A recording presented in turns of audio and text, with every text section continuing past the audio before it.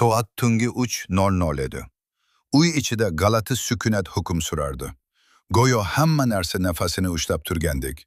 Men birdan uyg'onib ketdim. Sababsiz, hech qanday shovqinsiz, yuragim tez urayotgandi. Nega ekanini tushunmasdim. Ko'zlarim qorong'ulikka moslashgach, xona ichiga qaradim. Hammasi joyida edi. Lekin ichimda nimadir noto'g'ri ekanini sezdim. Birdan taq, juda sekin ovoz eshitildi. Men darhol boshimni eshik tomonga burdim. Yana jimjitlik. Eshitib adashdim deb o'yladim. Ammo taq, taq. Bu safar aniq eshitildi.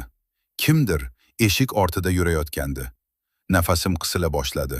Chunki men aniq bilardim. Uyda mendan boshqa hech kim yo'q edi. Telefonimni asta qo'limga oldim. Ekran yorug'ligi qorong'ulikni yorib chiqdi. Soat 3:00. Aynan 3:00. Qadam tovushlari yana eshitildi. Bu safar yanada yaqinroq. Go'yo kimdir eshikning oldida to'xtagandek. Men qimirlay olmadim. Hatto nafas olishga ham qo'rqardim. Birdan eshik tutqichi sekin harakatlandi. "Yo'q", dedim ichimda. Bu bo'lishi mumkin emas. Lekin tutqich asta-sekin pastga tushdi. Eshik g'ichirlab ochila boshladi.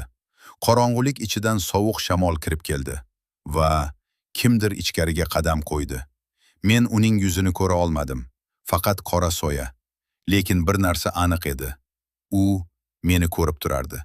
Sekin-sekin menga yaqinlashdi. Har bir qadam yuragimni urib yuborayotgandek edi.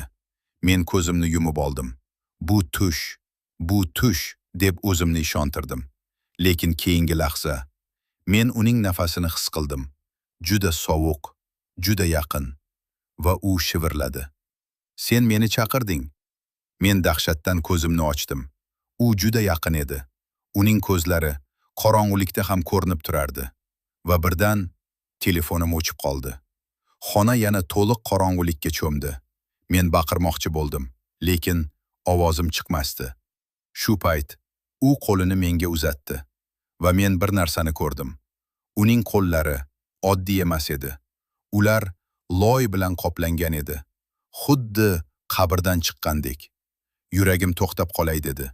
Chunki men birdan esladim.